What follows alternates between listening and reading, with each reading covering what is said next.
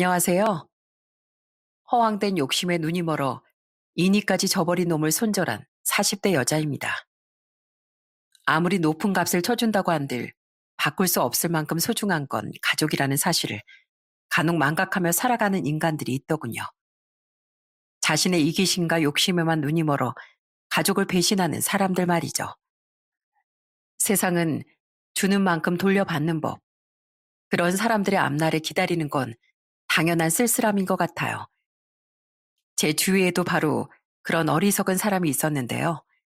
그건 바로 제 전 남편이었습니다. 그때 뼈아픈 사연을 저도 다른 분들처럼 이곳에 공유해보고 싶어 사연을 적어봅니다. 그럼 시작해 볼게요. 저희 부모님은 자식들이 성인이 된 후엔 큰 찜질방을 차려 운영하셨지만 예전엔 오래도록 장사를 하셨습니다. 장사를 크게 하셨었기에 저희 집은 형편이 어려운 편은 아니었어요. 하지만 두 분의 수입에 비해 지출이 많았던 건 저와 여동생 그리고 그 아래로 남동생 둘까지 집안의 자식이 넷이나 됐기 때문이었죠. 그래도 어릴 적에 고생을 많이 하셨다던 부모님이 자식들만은 여유롭게 키우겠다며 정말 열심히 일을 하셨기에 우린 중산층 정도의 수준으로 살아갈 수 있었던 거예요. 시간이 흘러 우리 사남매는 모두 대학을 졸업하고 사회인이 되었습니다. 그리고 저는 소개로 만난 2살 위 남편과 20대 후반에 결혼을 한 뒤 아들 하나, 딸 하나를 낳고 살았어요. 남편은 저처럼 평범한 직장인으로 물론 저를 많이 좋아해주는 모습이 가장 좋았지만 나중에 아이들에게 참 다정한 아빠가 되어주겠다 싶어 결혼을 결심한 것도 있었습니다. 우리 어머닌 내가 고작 6살, 여동생 3살 때 세상을 떠나셨어. 우리 아버진 원래도 엄한 분이셨는데 그때 이후로 더더욱 우리에게 엄한 아버지가 되셨지. 절대 어디 가서 엄마 없어서 버릇없는 애라는 소리를 듣게 할 수 없다면서 말이야. 우린 조그만 잘못을 하거나 예의 없게 굴면 무조건 회초리 행위였어. 가끔은 엄하기만 하지 말고 다정도 해주셨으면 하고 참 많이 바랬었는데 아버진 좋은 분이었지만 우리에게 다정한 아버지가 되어주지 못하셨지. 어쩌겠어. 천성이 무뚝뚝한 분인걸. 그래서 난 평생 돌아가신 엄마처럼 다정한 부모님을 바라면서 나도 그런 부모가 되고 싶었던 거야. 결혼을 실제로 겪어보니 시아버진 마음씬 정말 좋은 분이었어요. 하지만 남편의 말대로 말투부터가 딱딱하고 호랑이 같은 분이긴 하시더라고요. 아휴, 아까부터 속이 너무 안 좋네. 여보, 나 아무래도 점심에 먹은 게 좀 얹힌 것 같아. 괜찮아? 우선 소화제 줄게. 아유, 그러니까 아까 내가 밥 좀 천천히 꼭꼭 씹어 먹으라고 했지. 어쩐지 너무 허겁지겁 먹더라니. 장모님이 나 주신다고 음식을 너무 맛있게 해놓으신 걸 어떡해. 장모님 내가 처거올 때마다 나 좋아하는 것들로만 잔뜩 차려주시잖아. 그러니까 내가 이성을 잃고 먹게 되는 거지. 남편의 사정을 들은 부모님은 남편에게 참 잘해주셨습니다. 특히 엄만 얼마나 엄마 손이 고팠겠냐며 남편을 안쓰러워하셨어요. 때문에 다정한 엄마라는 존재에 대한 남편의 결핍을 헤아리시곤 진짜 엄마가 아들 대하듯 남편을 정말 많이 아껴주셨죠. 남편은 그런 저희 부모님을 참 좋아했어요. 나중에 차례로 집안의 둘째 사위와 두 며느리가 들어오며 부모님의 사랑이 분산되자 귀여운 질투를 할 정도로요. 그런 남편처럼 저 또한 시댁 가는 일이 좋았습니다. 공무원이었던 시누이도 나중에 시누이와 결혼한 시매부도 참 착하고 좋은 사람이었는데 무엇보다 전 시아버지가 좋았거든요. 아내 없이 혼자서 자식들을 그렇게 잘 키워낸 시아버지가 저는 존경스러웠어요. 또 한편으론 안쓰럽고 측은하시다는 마음도 들어 전 시아버지께 정말 잘하려고 노력했습니다. 그런 절 시아버지도 많이 예뻐해 주셨기에 저도 시댁에 가는 일이 즐거웠던 거예요. 그렇게 제 결혼 생활은 평화롭고 행복했습니다. 물론 남편도 자신의 말처럼 아이들에게 다정한 아빠가 되어주고 저에게도 좋은 남편이 되어주었죠. 처음엔 정말 그랬어요. 그런데 결혼한 지 10년쯤 지났을 때부터 남편은 점점 변하기 시작하더군요. 여보, 내가 양말 좀 아무 데나 벗어놓지 말라고 했지? 그리고 내가 밥하고 빨래 청소까지 다 해놨으면 양심상 설거지는 좀 해줘야 하는 거 아니야? 그렇다고 당신이 나 대신 애들을 봐주는 것도 아니잖아. 아유, 진짜. 잔소리 좀 그만해. 퇴근했으면 나도 좀 쉬자. 난 그럼 놀아?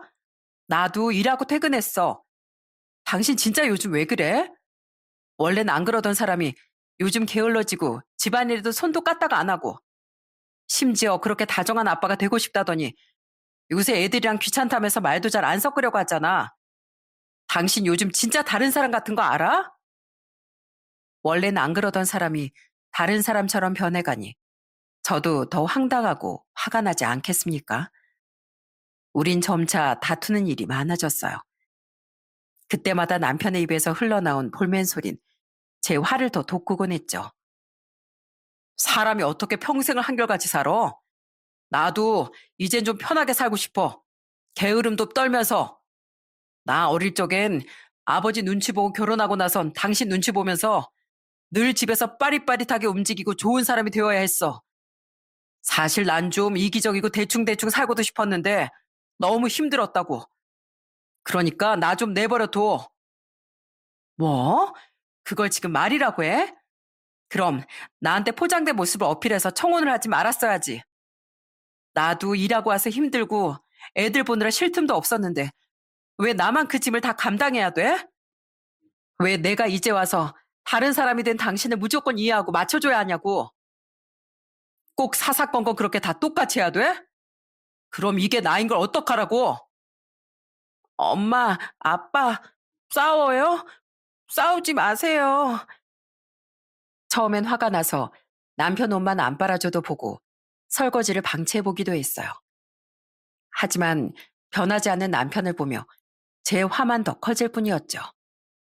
그런데 그 잦은 다툼의 피해자는 남편이 아닌 저희 애들이 됐더군요. 어느 날 정신을 차려보니 숨쉬듯 다투던 우리를 보며 아이들이 겁에 질려 있더라고요. 그때 퍼뜩 정신을 차렸습니다. 그때부터 전 이건 아이들 정서에 좋지 않다 싶어 남편에게 많이 양보하고 체념한 마음으로 살았어요. 아무리 이혼이 쉬워진 시대라지만 제 선택으로 꾸린 가정이고 아이들도 있는 마당에 그 정도로 이혼을 고려하는 건 무책임한 일이라고 생각했거든요. 원래는 저에게도 아이들에게도 좋은 가장인 사람이었으니 많은 부부가 그렇듯 그때부턴 의리로 살기 시작한 거죠. 그러니까 그나마 집안엔 잠시 평화가 찾아오더라고요. 여보, 나 회사 그만두고 그냥 사업이나 해볼까 봐. 그렇게 비전 있는 회사도 아닌데 대표 눈치, 상사들 눈치 보면서 월급쟁이 생활하는 거 너무 부질없는 것 같아. 갑자기 무슨 사업이야. 그리고 월급을 받는다는 것 자체가 의미 있는 거지. 왜 그게 부질이 없어? 아무리 생각해도 난 좀 남다른 인재인 것 같아서 그래. 난 이런 회사에서 썩고 있을 사람이 아니라니까. 내 사업 아이디어 좀 들어봐봐. 그런데 변한 지 2년 뒤쯤부터 남편은 회사 생활이 지겹다는 말을 자꾸 하더군요. 그러면서 은근슬쩍 회사를 그만두고 사업을 하고 싶다는 거예요. 내용을 들어보니 솔직히 제 귀엔 크게 비전이 보이지도 않고 무엇보다 초기 창업 자금이 너무 많이 드는 아이템이었습니다. 당시 우린 얼마 전 대출을 껴서 조금 더 넓은 집으로 이사도 온 상태라 돈이 별로 없었기에 이건 당장은 무리인 사안이라고 생각했어요. 또한 남편의 우유부단한 성격을 알았기에 솔직히 더더욱 신뢰가 가지 않더라고요. 그래서 전 남편의 사업을 극구 반대했었죠. 다 떠나서 우선 돈이 있어야 할 거 아니야. 요즘 사업에 손댔다가 망하는 사람들이 얼마나 많은데 설마 무책임하게 대출받아서 시작하고 싶다는 말은 아니지? 난 절대 반대야. 제 말에 남편은 차마 할 말이 없는지 입만 뾰로통하게 내밀었습니다. 그런데 이 인간이 얼마 뒤 명절에 친정에 가서 무려 2억이나 빌려달라는 얼토당토 않는 소리를 꺼내더라고요. 친정이 잘 사는 축에 속하니 그 정도는 우습게 줄 알았던 거죠. 당연히 저희 부모님은 단번에 거절하셨어요. 미안하지만 우린 그럴 만한 목돈은 없네. 넷이나 되는 자식들 결혼할 때마다 큰 돈을 지어주느라 우리에게 남은 건 이제 노후자금 뿐이야. 게다가 우린 이제 찜질방도 접지 않았는가. 그래도 장인어른, 버겁더라도 우선 마련만 해주시면 제가 몇 배로 불려드리겠다니까요. 이젠 제가 자식과도 같다면서요. 그런 절 위해서 그 정도도 못 도와주세요? 그렇게 우리 맞사위 하더니 저 못 믿으시냐고요. 여보, 우리 부모님한테 그게 무슨 말버릇이야. 내가 정말 못 살아. 왜 여기까지 와서 또 사업 타령이냐고. 엄마, 아빠, 정말 죄송해요. 당시 두 분은 아빠가 그로부터 3년 전 암에 걸리신 이후 찜질방을 접으셨었습니다. 다행히 2기에 발견됐던지라 아빠는 수술과 항암 치료 후 비교적 건강한 일상을 되찾긴 하셨는데 평생 너무 혹사시킨 몸을 위해 이제 남들보다 일찍 은퇴해서 쉬고 싶다며 아빠는 은퇴를 결정하신 거예요. 엄마도 그런 아빠와 함께 하셨고요. 그런데 부모님이 충분히 알아듣게 설명했음에도 남편은 잔뜩 빈정이 상해하더군요. 엄마 생신인데 친정에를 안 간다고? 당신 진짜 해도 해도 너무한 거 아니야? 요즘 계속 친정 얘기만 나오면 입 꾹 다물고 친정에 가자고 해도 가지도 않잖아. 우리 부모님한테 무슨 돈을 맡겨놓은 것도 아니면서 사람이 왜 그렇게 옹졸해? 당장 일어나서 옷 입어. 우리 부모님 속상해 하신다고. 그 뒤 남편은 친정에 가려고도 안 했습니다. 저희 부모님이 얼마나 잘해주셨는데 너무 괘씸하고 화가 났어요. 부모님이 걱정하실까봐 억지로 끌고 가기라도 하면 남편은 가서도 입만 대빨 내밀고 앉아있더라고요. 이서방, 자네 아직도 그때 일로 마음 상해 있나? 그만 마음 풀게. 돈 때문에 서로 감정 상하는 거 가족끼리 못할 짓이야. 그러게 그냥 저 믿고 돈 빌려주셨으면 이런 일도 없잖아요. 두 분은 그냥 저한테 돈을 빌려주기 아까우신 거 다 알아요. 부모님이 먼저 손을 내밀어 봐도 남편은 유치하게만 굴었습니다. 정말 동생들 보기도 민망하고 부모님께 너무 죄송했어요. 초등학생인 우리 애들도 당신만큼 속이 좁진 않겠다며 화를 내고 악을 쓰기도 했지만 남편은 입을 꾹 다물어 버리고 말뿐이더라고요. 그리고 그런 남편은 2억 사건 이후 1년쯤 지났을 때부터 친정뿐 아니라 가정에도 더더욱 소홀해졌어요. 사업에 대한 꿈을 포기하지 못했는지 사업을 준비한다며 바쁘게 돌아다니기 시작했거든요. 투자자도 찾아다니고 현장 조사도 해야 한다며 평일 저녁이든 주말이든 말입니다. 아무리 사업 준비하느라 바쁘다고 해도 그렇지. 당신 진짜 너무한 거 아니야? 우리 아빠가 당신한테 얼마나 잘해주셨는데 어떻게 아빠 병원에 그렇게 코빼기도 안 보여. 마사이라는 사람이. 그때 전 남편과 정말 박터지게 싸웠습니다. 그건 남편이 사업을 준비한다며 밖으로 나돌아서가 아니었어요. 당시 아빤 남편이 바빠지기 시작했을 때와 비슷한 시기에 암 재발 판정을 받으셨습니다. 완치가 그리 멀지 않았을 때라 다들 안심하고 있다가 날벼락을 맞았던 거죠. 심지어 재발이 발견됐을 때 이미 암세포들은 아빠의 몸속 곳곳에 퍼져 있는 심각한 상태였어요. 수술이 불가했던 아빤 즉시 입원해서 치료를 시작하셨고 저는 휴직까지 하며 아빠 옆에 붙어 있게 됐습니다. 허리와 무릎이 안 좋은 엄마에게 아빠의 간병을 오롯이 맡겨둘 수 없었고 동생들도 있었지만 무엇보다 마지로서 제가 직접 아빠를 보살펴드리고 싶었거든요. 아빠가 내 자식 중 절 가장 아끼셨던 걸 잘 알았으니까요. 그런데 그 상황에 마사위란 사람이 아무리 바빠도 그렇지 자기 장인의 문병을 안아도 너무 안 왔기에 제가 매번 화를 냈던 거예요. 하지만 남편은 콧방귀도 뀌지 않더라고요. 죄송해요, 엄마. 대체 저도 그 사람이 왜 그렇게 변했는지 엄마랑 아빠 보기도 죄송하고 동생들한테도 민망하고 됐다. 아무리 부부라도 어떻게 사람이 내 뜻대로 되겠니? 하지만 정말 이서방한텐 갈수록 실망감만 늘어가는구나. 저는 결국 남편에게 점차 입을 닫게 됐어요. 갈수록 정이 떨어진 남편과 이젠 진짜 이혼하고 싶은 마음이 굴뚝 같았지만 차마 가뜩이나 아프신 아빠께 이혼 소식을 들려드릴 수는 없겠더라고요. 또한 한 번씩 동생들과 엄마와 간병을 교대한 뒤에도 집에 와서 밀린 집안일을 하고 아이들을 챙기느라 바빠 남편에게 신경 쓸 여유도 없었습니다. 때문에 우선 아빠의 간병에만 집중하며 생각만 해도 스트레스였던 남편과의 문제는 뒤로 미뤘던 거죠. 그렇게 아빠를 간병한 지 1년이 지났건만 아빠의 상태는 나아지기는커녕 점점 더 악화만 되어 가더군요. 그리고 1년이 조금 더 됐던 어느 날 아빠는 의식을 잃어버리셨어요. 선생님, 저희 아빠 이러다가 또 괜찮아지시겠죠? 전에도 이런 적이 몇 번이나 있었잖아요. 죄송하지만 이번엔 고비를 넘기시기 힘들지도 모르겠네요. 가족분들을 부르시는 게 좋으실 것 같습니다. 그때 의사는 흐느끼는 제게 잔인한 말을 건네더라고요. 차라리 지독한 악몽이길 바랬지만 안타깝게도 그건 꿈이 아니었어요. 여보, 진짜 이렇게 날 두고 가버릴 거야? 평생 고생만 하다가 이제 겨우 여유롭게 살게 됐는데 아깝지도 않어. 제발 이겨내줘, 여보. 나만 두고 가지 마.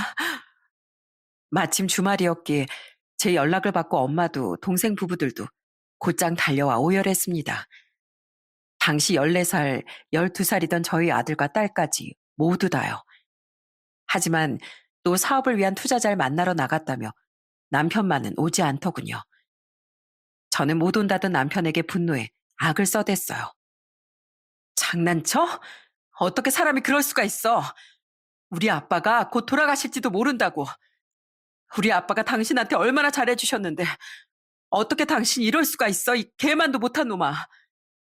아, 진짜. 소리 좀 그만 질러. 아직 돌아가신 것도 아니고 어차피 의식도 없으시다며. 그럼 어차피 내가 가도 내가 왔는지 안 왔는지도 모르실 거 아니야. 나 지금 진짜 바빠. 지금 만나고 있는 사람 진짜 중요한 투자자라 놓치면 안 된단 말이야. 그럼 그놈의 투자자 얼른 만나고 달려오라고 내가 아까 신신당부했지?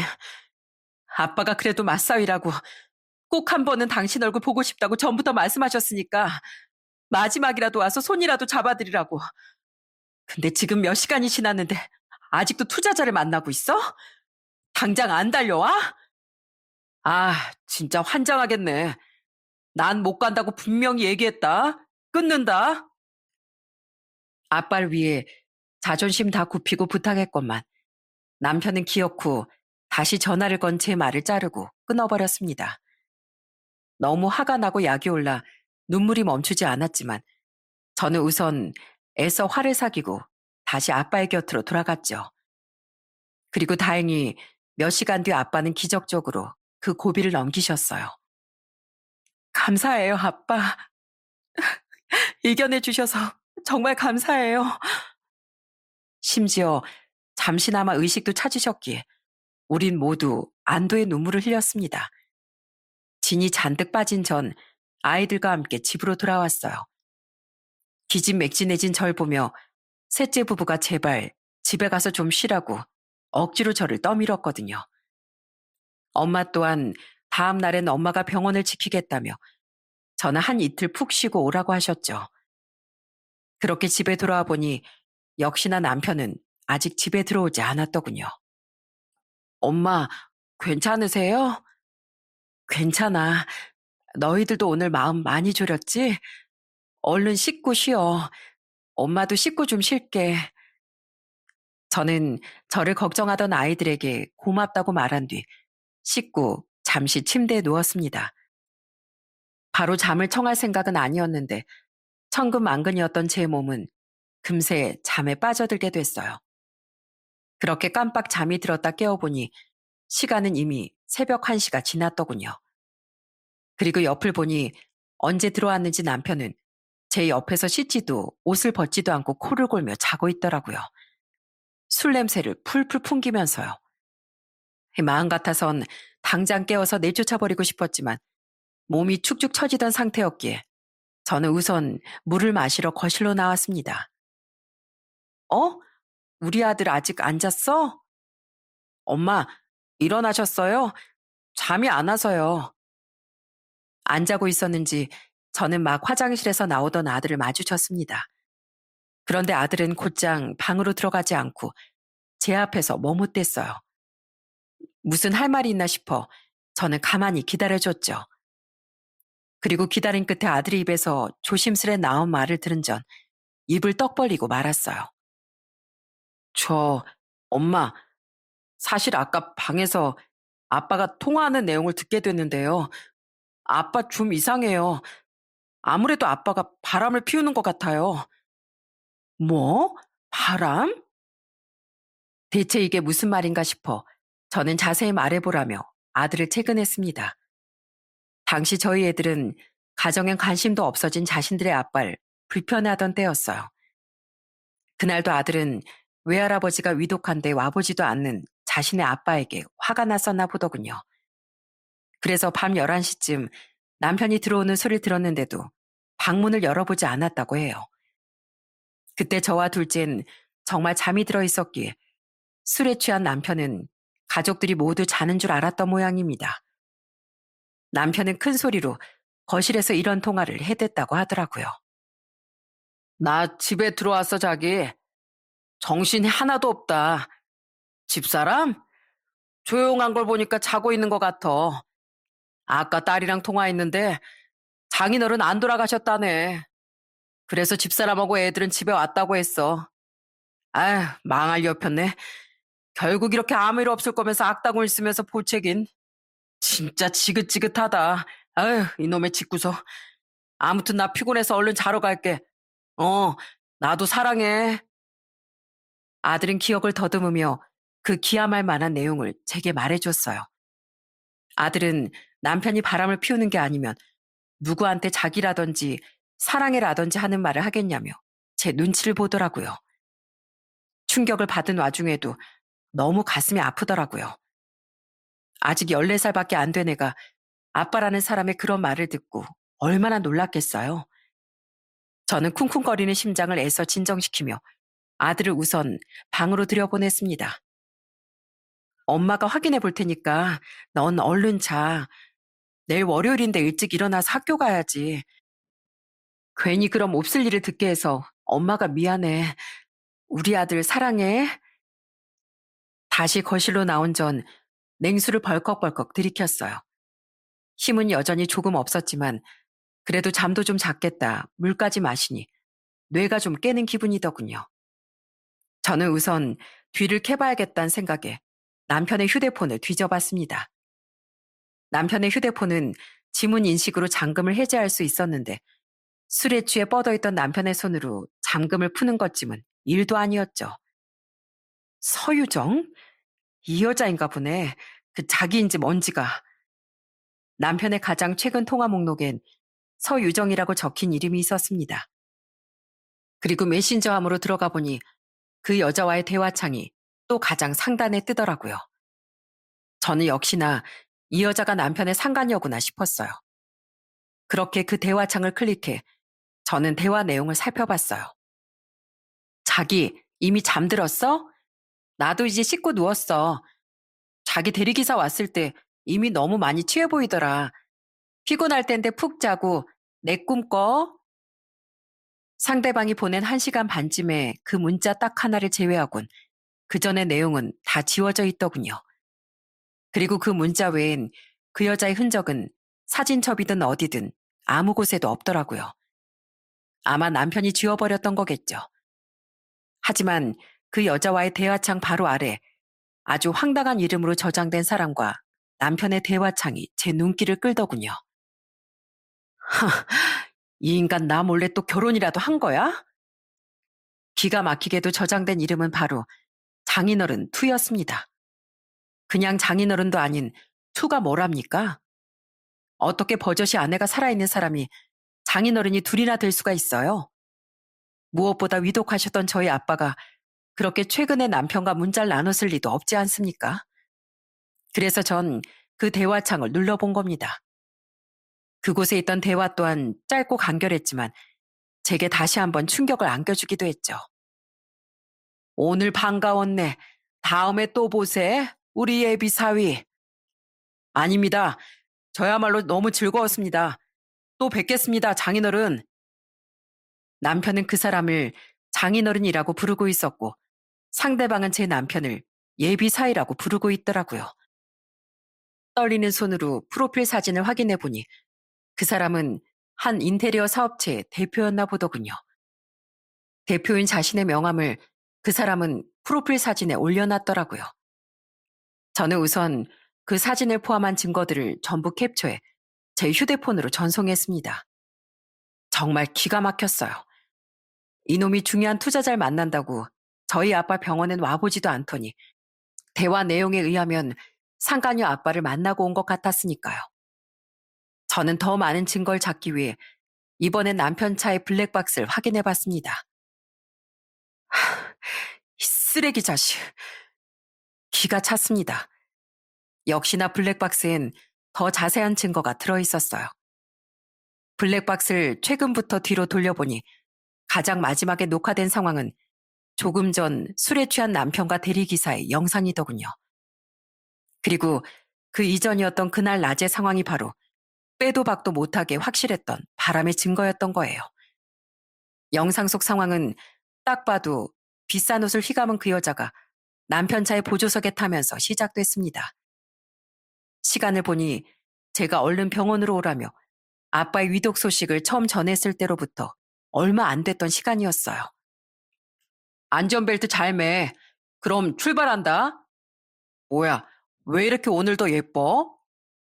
그래도 우리 아빠 칠순잔치 날인데 손님들 앞에서 잘 포장된 얼굴을 보여야 하지 않겠어? 여기 되게 비싼 메이크업 샵이야. 그만한 돈을 받았으면 내 외모를 이 정도는 당연히 업그레이드 시켜줘야지. 그리고 자기도 오늘 너무 멋진데?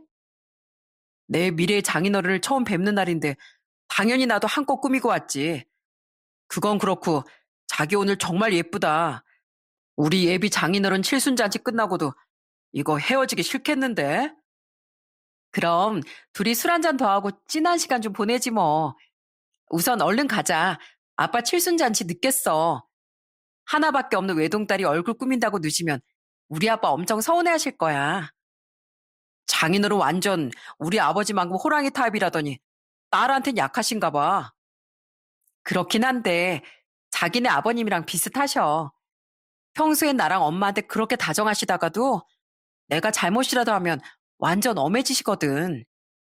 그래? 아이, 걱정이다. 만약 내가 아직 유부남인 걸 알게 되면 엄청 화내시겠네. 자기 부모님 두 분 다 내가 유부남인 거 모르시지? 당연히 모르지. 절대 들키면 안 돼. 근데 뭐 들킬 일이 있겠어? 어차피 자기 곧 이혼하고 나랑 재혼할 거라며. 당연하지. 그래서 요즘 사업 준비한다는 핑계로 자기 만나면서 집사람하고 애들한텐 정 떼고 있잖아. 방금 전에도 지금 장인어른이 오늘 내일 한다는 전화 받았는데 투자자 만나야 한다고 싹 무시하고 자기 아버지 칠순잔치 이렇게 가고 있는 거 보면 모르겠어? 나 선물로 용돈도 200만 원이나 준비했어. 내 인생은 이제 자기한테 올인한 거야. 기가 막혀서 헛웃음이 났습니다.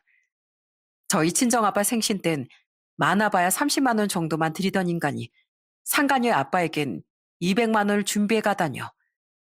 그러니까 그놈은 저희 친정아빠가 오늘 내일 하시던 순간에 희희낙낙하며 상간녀 아빠의 칠순잔치에 참석했던 거예요. 그리고 그 뒤로도 아빠를 보러 오지 않고 상간녀와 또 술을 마시고 들어온 것 같더라고요.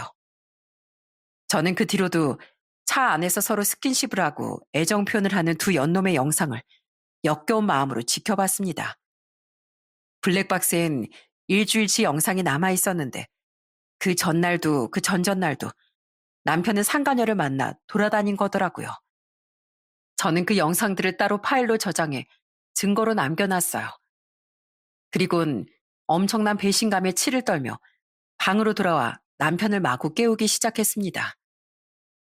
야, 이동호, 이 망할 인간아, 당장 안 일어나? 그런데 얼마나 술에 떡이 된 건지 남편은 도통 깨어나질 않더군요. 저는 씩씩대며 그놈 옆에 앉아 뜬 눈으로 밤을 새웠어요. 그러다 동이 틀 무렵 피로를 못 이긴 전 앉은 채로 깜빡 졸아버렸습니다.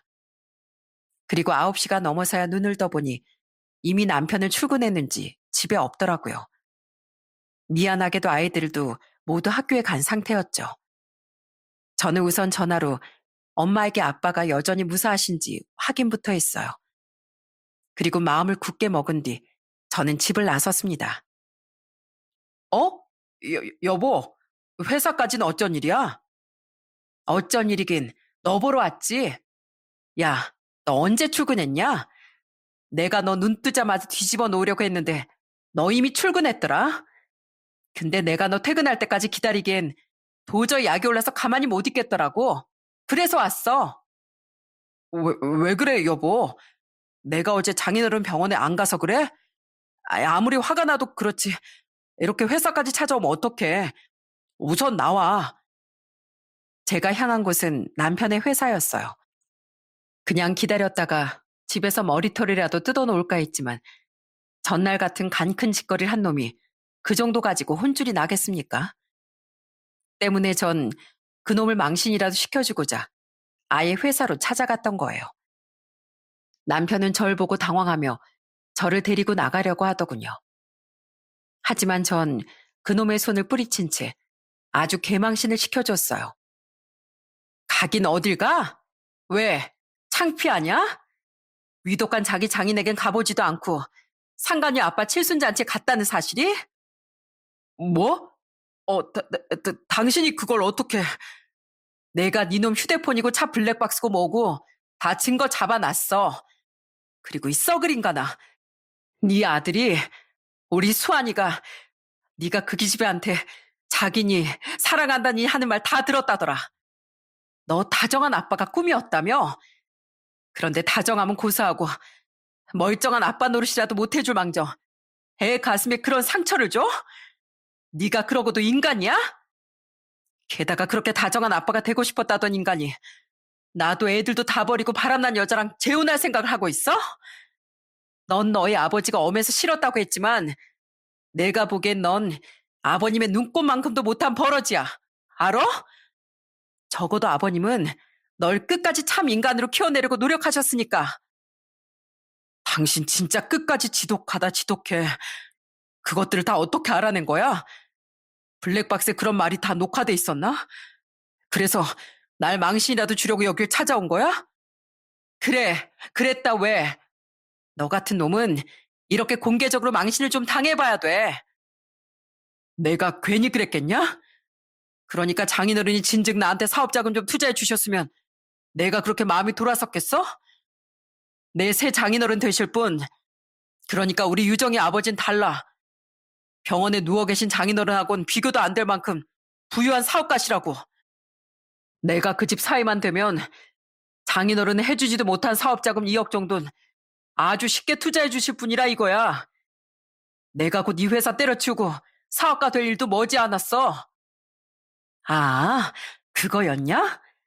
그놈의 되도 않는 사업자금 얻고 싶어서 나도 자식들도 다 배신하고 그 여자한테 붙어먹은 거였어? 인간아, 왜 그러고 사니? 사업을 하고 싶으면 차라리 투잡을 뛰어서라도 돈을 모으지. 인생 그렇게 빈대처럼 살고 싶니? 어디 뜻대로 되게 내가 가만두나 봐. 너 같은 파렴치한 인간들은 인생을 말아먹어 봐야 후회할 거야. 저는 마지막으로 그놈에게 욕짓거리를 퍼부어준 뒤 그 회사를 나왔습니다. 회사를 나오려 뒤를 돌았을 때 저는 조금 떨어진 제 뒤에 서 있던 60대 정도로 보이는 한 남자를 발견했어요. 그 남자를 지나쳐 회사를 나오며 뒤통수에 들려온 그 남자와 남편의 말소리에 저는 그 사람이 남편 회사의 대표인 걸 알게 됐죠. 이 차장 당신 요즘 회사 일을 그렇게 설렁설렁 하더니 마음이 콩밭에 가 있었구만. 게다가 편찮으신 자네 장인어른을 돌보느라 계속 일찍 조퇴하고 정신도 없다더니만 바람 피우느라 그런 거였어? 도덕적으로나 일적으로나 정말 실망일세. 내가 사람 정말 단단히 잘못 봤구만. 그게 아니라요, 대표님. 아니긴 뭐가 아니야. 뒤에서 다 들었는데. 같은 남자로 사는 말인데 인생 그렇게 살지 말게.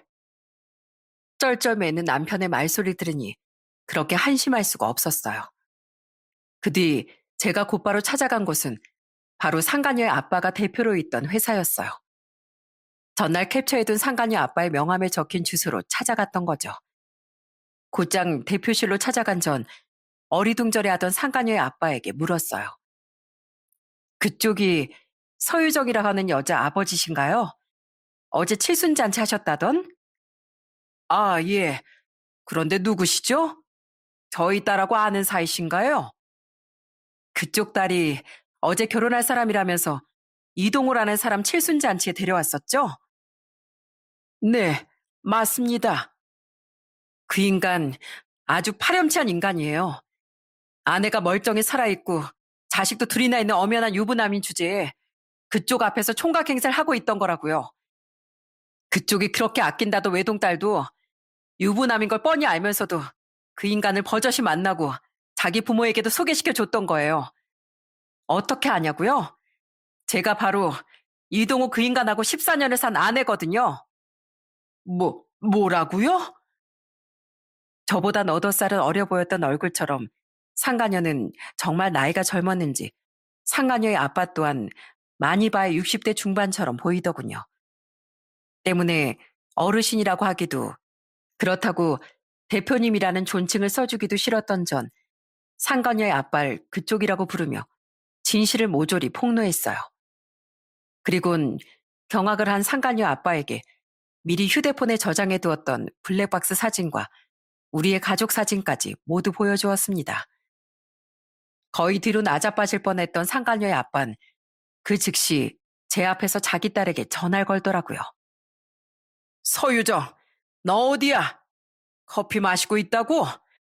야, 너희 아빠가 외동딸이라고 오냐오냐 하면서 직장 다닐 필요도 없게 카드도 줘. 해달라는 거 다 해줬더니 세상을 네 발 아래로 봤냐? 내가 직장은 없을 수 있어도 인성은 갖춰야 한다고 분명히 말했었지. 무슨 소리냐고? 너 어제 그놈이랑 바람 피우는 사이였다며? 그놈 애도 둘이나 있고 멀쩡한 처도 있다며? 심지어 어젠 그놈 장이 목숨이 경각에 달리기까지 한 상황이었다면서 그놈은 내 칠순잔치에 온 거야? 그놈이 그러고도 사람이야? 어디서 그런 인간 같지도 않은 놈을 데려와 이 애비 망신을 줘? 너 거기서 딱 기다려. 내가 당장 가서 머리털을 다 뜯어놓을 테니까. 상가녀가 있다던 카페 이름을 들은 상가녀의 아빤 당장 상가녀에게 달려갈 기세였습니다. 그래도 상가녀의 아빠는 상식이 있는 분이더군요. 전화를 끊은 그 사람은 제게 정중히 허리까지 숙여 사과를 했거든요. 죄송합니다. 제가 딸을 잘 키운다고 키웠는데 그래도 외동딸이라고 애를 너무 무르게 키웠었나 봅니다.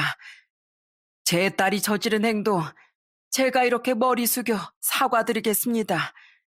물론 마음이 풀리진 않으시겠지만 그래도 정말 죄송합니다. 부끄러움도 알고 사실 아무것도 몰랐던 그 사람에게 더 이상 화를 내서 뭐 하겠습니까? 저는 그저 자식 교육 좀 똑바로 시키라는 말만 남긴 채 그곳을 나왔어요.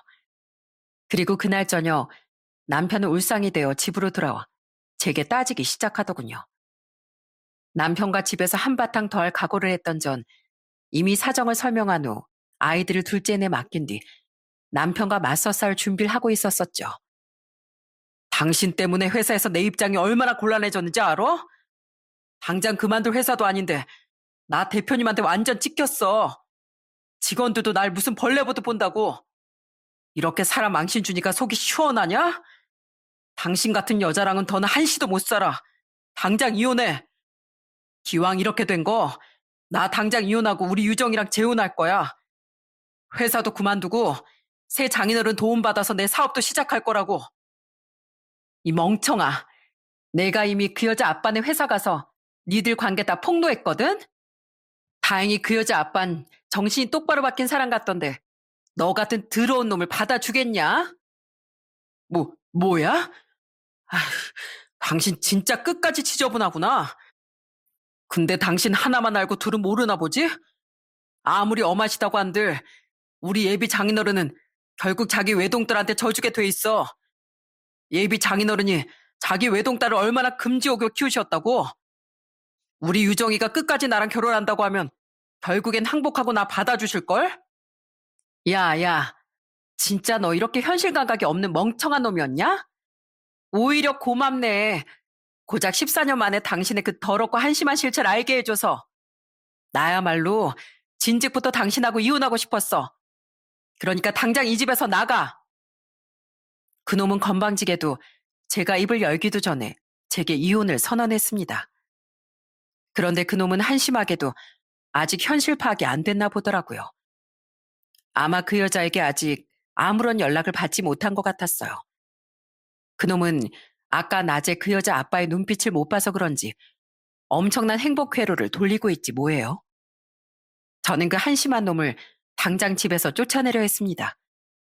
그런데 그때 누군가가 초인종을 누르고 인내심 없이 현관문도 쾅쾅 두드리더군요. 계십니까? 저 서유정이 애비 되는 사람입니다. 뭐야? 유정이 아버님이 여긴 어떻게 오셨지? 그 사람은 놀랍게도 상간녀의 아빠였어요. 남편도 저도 이게 무슨 일인가 싶어 눈이 휘둥그레졌죠. 상간녀의 아빠를 굳이 피할 이유가 없어 저는 우선 현관문을 열었습니다. 그리고 눈앞에 펼쳐진 광경은 통쾌하기 이루 말할 데가 없었어요. 너 당장 이분 앞에 무릎 꿇고 사과드려. 아빠. 뭘 아빠거려? 너 아직 덜 맞았어? 아직도 정신 못 차렸어? 아니에요, 아빠. 사과할게요. 한다고요. 상간녀의 아빠는 자기 딸의 뒷덜미를 잡고 저희 집으로 끌고 왔던 거예요. 상간녀의 아빠는 제게 갑자기 실례해서 죄송하다며 자신의 딸에게 집을 물어봐서 찾아왔다고 하더라고요. 아무리 생각해도 자기 딸을 직접 저에게 사과시켜야 한다는 생각으로요. 눈물 콧물로 얼굴이 범벅이던 상간녀는 자기 아빠에게 단단히 혼쭐이 난 건지 몰골이 아주 엉망이더군요. 입술도 터지고 머리도 산발이었던 상간녀는 결국 제 앞에 무릎 꿇고 싹싹 빌기 시작했어요. 제가 잘못했습니다. 제가 제 욕심에만 눈이 멀어서 가정 있는 남자를 탐냈어요. 제가 씻지 못할 죄를 졌습니다. 정말 죄송합니다. 네가 저 인간하고 헤어지든 말든 그건 내가 알 바 아니지만 이것만은 확실히 알아둬. 넌 언젠가 저놈하고든 누구하고든 결혼하더라도 딱 너 같은 여자 때문에 배신당하게 될 거야. 인생은 주는 대로 돌려받는 법이니까. 난 널 용서할 생각도 없고 지금 이렇게 마주보고 있는 것도 역겨워. 넌 자식을 매타작을 해서라도 사람 만들려고 노력하는 네 아빠한테 평생 죄인된 마음으로 살아. 알았어? 넌 이번 일로 나랑 우리 아이들뿐 아니라 너를 그렇게 끔찍하게 아끼던 네 부모님 가슴에 못을 박은 거야. 저는 그런 상간녀에게 싸늘한 목소리로 일침해줬습니다. 상간녀의 아빠는 그 옆에서 다시 한번 제게 죄송하다며 진심으로 사과를 하더라고요. 그리곤 험상궂게 변한 표정으로 고개를 돌려 제 남편을 향해 주먹을 내려 꽂으셨어요. 네가 감히 내 딸을 상간녀로 만들어? 이 찢어 죽일 놈. 너 어디 다시 한번 우리 딸 앞에 나타나봐. 그땐 이 한 대로 절대 안 끝날 줄 알아. 내가 가진 모든 걸 총동원해서 내가 아주 널 매장시켜버릴 거야. 자기야, 정말 장인어른 말씀대로 나랑 헤어질 거야? 아니지. 자긴 나 없으면 못 산다고 분명 그랬었잖아. 지금 장인어른이 너무 화가 많이 나신 모양인데 그래도 자긴 나 포기 안 할 거지? 얼굴을 부여잡은 그놈은 울상을 지으며 상간녀에게 매달리더군요. 상간녀의 아빠에겐 찍소리도 못하면서요. 그 한심한 놈은 끝까지 사업 자금에 미련이 남았던 거예요. 하지만 상간녀는 자기 아빠의 눈치를 보며 도리지를 쳤습니다. 이 와중에 그게 무슨 헛소리야. 당연히 헤어질 거지. 아빠가 아니, 오빠랑 계속 만나면 날 아예 포적에서 파일 줄 알래. 나 이미 아빠한테 카드도 다 빼앗겼단 말이야. 내가 아무리 남자한테 정신이 나갔어도 부모님까지 버리겠어? 야, 그럼 내 사업 자금은 너 나 부자 사이로 만들어준다며? 이 돈벌레 같은 게 이 와중에도 또 돈 타령이 나오냐? 너 나 돈 때문에 만났구나? 난 너한테 진짜 진심이었는데 너 나한테 앞으로 2번 다시 연락했단 봐. 구두굽으로 정강이 찍어버릴 줄 알아. 그제야 남편은 상간녀에게까지 본색을 드러냈습니다. 그런 남편을 상간녀는 벌레 보듯 경멸하는 표정으로 보며 악담을 퍼붓더라고요. 그리곤 한심한 것들끼리 아주 눈이 잘 맞았었다며 분노한 자신의 아빠에 의해 질질 끌려나가고 말았죠. 그렇게 한심한 남편의 꿈은 산산조각이 났습니다. 이제 볼장도 다 받겠다. 저는 그 길로 남편을 내쫓아버렸어요. 그러자 남편은 시댁으로 갔는지 얼마 뒤 시아버지에게서 전화가 오더군요. 혜미야, 이게 무슨 날벼락이냐. 내가 동호 그놈한테 대충 자초지종은 다 들었다. 감히 그딴 짓을 저질러 놓고도 내가 저를 집에 들일 줄 알았나 보지? 걱정 마라. 내가 그놈 집에 발도 못 들이게 하고 당장 쫓아냈어. 미안하다, 애미야. 세상에 그런 썩을 놈이 어디 있냐? 내가 그놈을 잘못 키워도 정말 잘못 키웠어. 며칠 뒤 그놈은 뻔뻔하게도 제게 전화를 걸어 자기 회사로 옷 좀 몇 개만 보내달라는 부탁을 했습니다. 시댁에서도 쫓겨난 뒤 우선 갈 곳이 없어 급하게 고시원에 들어가 있다면서요. 저는 그 한심한 놈에게 싸늘하게 말한 뒤 전화를 끊어버렸어요. 집 앞에 놓을 테니까 당신이 직접 가져가. 비밀번호 바꿔놨으니까 집에 들어올 생각은 하지도 말고. 이후 전 상간녀와 남편에게 위자료 소송도 걸고 남편과 이혼 절차도 밟게 됐습니다. 당연히 양육권은 제가 가져왔고 남편은 애들이 성인이 될 때까지 제게 양육비도 지급하게 됐죠. 그리고 그 과정에서 결국 아빠는 다시 찾아온 고비를 넘기지 못하고 돌아가시고 말았어요. 아빠, 끝까지 잘 사는 모습 보여드리지 못한 이 못난 딸을 용서하지 마세요. 그래도 저 꼭 씩씩하게 잘 살아 보일게요. 그리고 엄마도 동생들도 제가 다 챙길 테니까 아무 걱정하지 말고 이젠 편히 쉬세요. 물론 아프셨던 아빠께 끝까지 이혼 사실을 숨겼었지만 그래도 전 여전히 불효녀가 된 죄책감에 참 많이 울었습니다. 그때 남편은 장례식장에 와보지도 않았어요. 하지만 대신 시아버지와 시누이 내외가 고맙게도 조문을 와줬더라고요. 그들은 조문을 마친 뒤 저와 엄마에게 진심을 다해 다시 한번 사과를 해줬어요. 시누이와 시아버진 끝내 남편과 인연을 끊었다는 사실도 제게 말해주었죠. 얼마 뒤 남편과 이혼이 마무리되며 저는 14년간의 결혼 생활을 청산하게 됐습니다.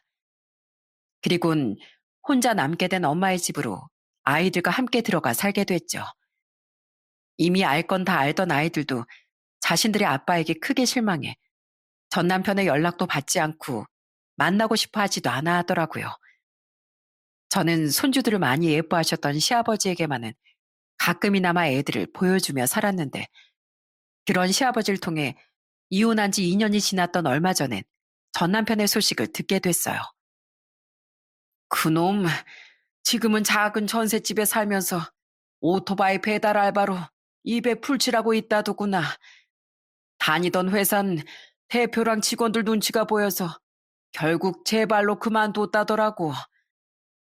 전 남편은 지금 배달 아르바이트를 하며 생활을 하고 애들 양육비를 보내고 있다더군요. 가끔은 너무 쓸쓸하다며 차마 저와 아이들에겐 연락하지 못하고 시아버지께만 연락을 해오는 모양이었어요. 문자로 구구절절 하소연을 해댔었기에 시아버지도 전 남편의 근황을 알게 되셨던 거예요. 하지만 시아버진 그놈에게 답장도 한 번 안 하셨고 찾아오면 아예 쫓아내기까지 하셨다고 합니다. 누구보다 가족을 소중히 하던 분이었기에 가족을 배신한 남편을 시아버진 용서하지 못하신 거죠. 그렇게 지금 전 남편은 부모 자식을 포함한 모든 가족에게 버림받고 지금은 쓸쓸히 양육비를 보내며 혼자 살아가고 있습니다. 가족을 소중히 여기기는커녕 굴러다니는 돌만도 못한 취급을 했던 사람이니 당연한 결과라고 생각해요. 내가 먼저 소중히 여기지 않으면 그 무엇도 내 곁에 남지 않는 법이니까요. 전 앞으로 그런 전 남편과의 과거를 모두 잊고 혼자 남으신 엄마에게 효도하는 장녀이자 아이들의 좋은 엄마로서만 잘 살아가려고 합니다. 전 남편과 달리 가족의 소중함을 절대 잊지 않고서요. 부디 큰 불행을 동시에 두 개나 겪은 만큼 앞으로의 제 인생은 평온하길 바라주시면 감사할 것 같습니다. 그럼 전 여기서 이만 제 이야기를 마쳐볼게요. 제 사연 끝까지 함께 해주셔서 감사드립니다. 그럼 모두 좋은 하루 보내세요.